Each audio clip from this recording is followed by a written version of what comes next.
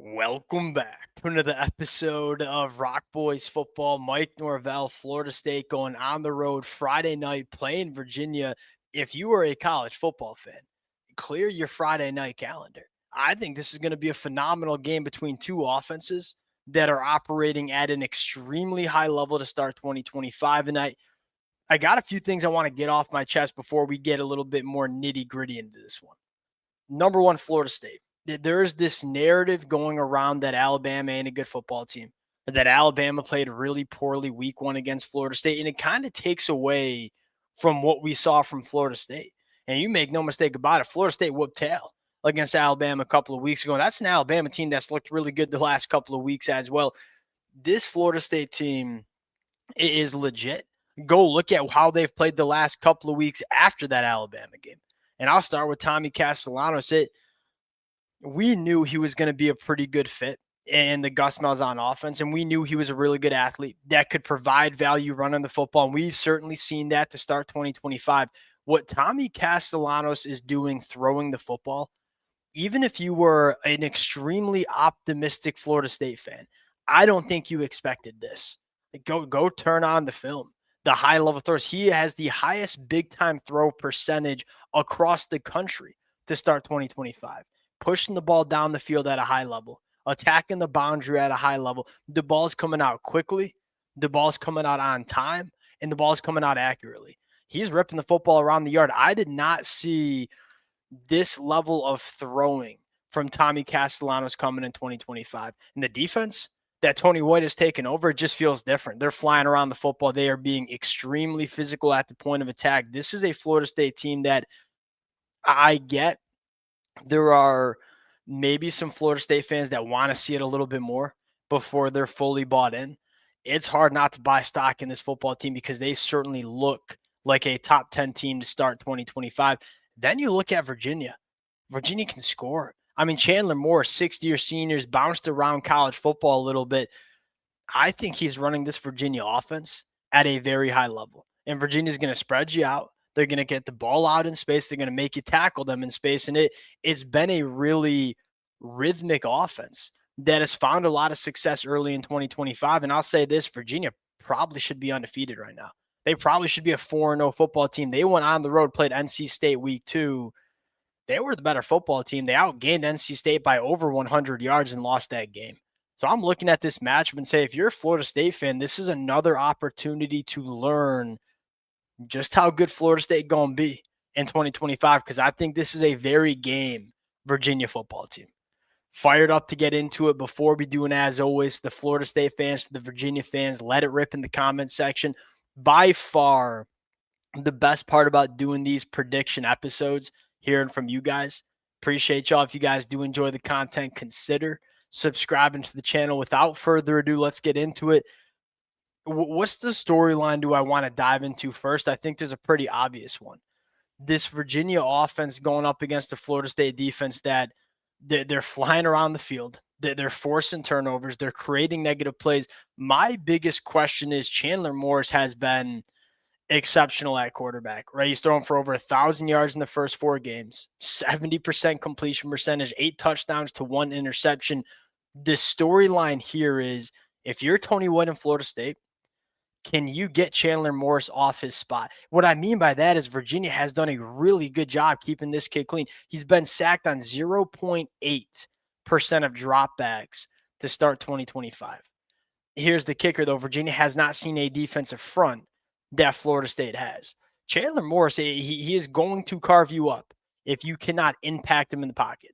Can Florida State do that?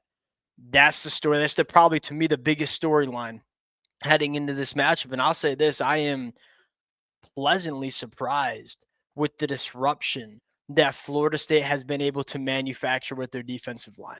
You have a guy in Darrell Jackson who we knew was a good football player. James Williams, I think, played his best football game of the year against Kent State last Saturday. I'm looking at the Desir brothers. You can play them on the edge. You can play them at the 3-tech. We were concerned about just how good Florida State could be on the defensive line. Did they have enough difference makers on the defensive line to be one of the best teams in the country? I think you've seen it so far. You're going to want to see it on the road against Virginia, because if you can affect Chandler Morris, he's going to have some success. And what I love about Florida State's front, and I think this is important to mention, it's really multidimensional. One, we know it's versatile, right? You can put guys in a lot of different spots, and we know Tony White's going to be really multiple with the defensive fronts he throws at opposing offenses. But what I mean by multidimensional is there's a lot of different guys at a lot of different positions that can impact the quarterback. When you look at some of the best pass rush teams in the country, it's normally one guy leading the charge. Think South Carolina with Dylan Stewart. Dylan Stewart's a stud. We ain't sure how many other studs they have on that pass rush unit. For Florida State, I'm not sure if you have that top 10 NFL draft pick, but you got a bunch of guys that can manufacture pressure from a different spots, and you're going to need to do that against Chandler Morris in Virginia. You also got to keep him in the pocket. He's really good at getting himself out of trouble. So can we impact Chandler Morris? Can we keep him in the pocket? If you can do those two things, at least you're going to make Chandler Morris show that he can make it happen when it's not perfect. Because I don't think he's seen a defense and a defensive front like Florida State thus far. Now, tackling in space is probably going to be the other key. This has been really impressive from Florida State. I mean, you have guys like Earl Little that are flying around the football field, making tackles in space in ways that we just did not see in 2024. Virginia's going to spread you out. They're going to go to some 4 wide receiver sets. They're going to have some wide splits. They're going to try to get the ball out quick to their playmakers and try to operate after the catch. How well can Florida State come up and tackle is another question you have for this matchup. Flipping the sides. My first question here is, can Virginia get Florida State off schedule? The thing that I love the most about Florida State is they are just doing what they want, specifically running the football. They've ran the football, 72% of offensive snaps. That's top 5 in the country. They've averaged 7.1 yards per carry. That's top 3 in the country. The amount of different ways that they can run the football, it's one of the most multiple rushing attacks that you see in the entire country. Gus Malzahn's got the pieces. It's a Mekhi Danzy on an end around. It's a Jalen Lucas on an end around. It's a Gavin Sawchuk, who I think is running the ball really damn hard for Florida State behind an offensive line that, look, they're moving bodies right now. Obviously, we know what Tommy Castellanos can do. What we haven't seen a defense do very often is put them out of schedule. Like, Gus Malzahn wants to be in 2nd and 6 and then 3rd and 2. And then we're moving the chains, and we're not really kind of finding ourselves in these 2nd, 3rd and long, obvious passing situations. Does Virginia have the firepower to create some negative plays and force Florida State to be an offense that maybe they don't want to be? That's question number one. And that's easier said than done, because this offensive line's playing really well. Tommy Castellanos is playing really well. And this rushing attack is one of the most potent rushing attacks that you see in the country. The second part is, how does Virginia at the second level deal with all the speed Florida State has? When you look at Florida State, well, I guess you should probably start with this. When you look at Virginia, the thing that concerns me the most is the team speed. I'm not sure if this is a super fast defense, especially with your linebackers and safeties. That's a problem when you're playing Florida State, especially when you talk about a guy like Jalen Lucas or a guy like Mekhi Danzy getting these end arounds, or Tommy Castellanos getting outside the tackles as well.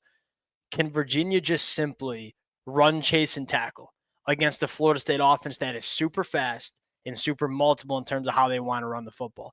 Last part is, look, if Virginia wants to say, hey, we're going to try to take away this run game, we're going to roll a safety into the box, this has been what's made Florida State so dangerous. All right, you want to drop a safety in the box, you want to put 7, 8 guys in the box and try to deal with our run game. Good luck running with Deuce Robinson down the field, or a guy like Squirrel White, who I'm not sure is healthy in this game, or a guy like Mekhi Danzy.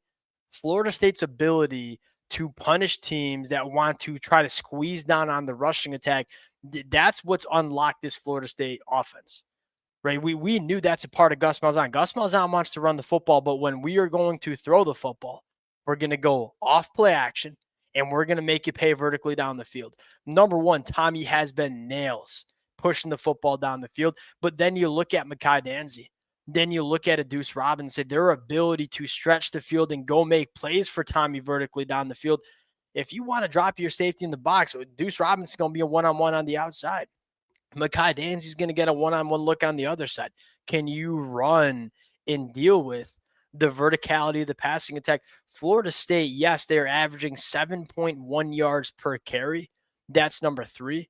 They're also averaging 11.3 yards per pass attempt. That's number 4 in the country. They're top 5 in yards per carry. They're top 5 in yards per pass. It makes this Florida State offense almost impossible to deal with. Does Virginia have the dudes to force Florida State to be an offense they don't want to be? That's the question. Getting into the pick, 7.5 points. I'm going to lean Florida State. Because we've seen Florida State do it against some pretty good defensive fronts. My biggest question for Virginia, as much as I think this team has looked really damn good to start the year, my biggest question is, can they deal with a front like Florida State? Because they have not seen a front like Florida State. Is Chandler Morris going to be the same quarterback under pressure with it not being perfect around him like he's been the first couple of weeks? I don't think so.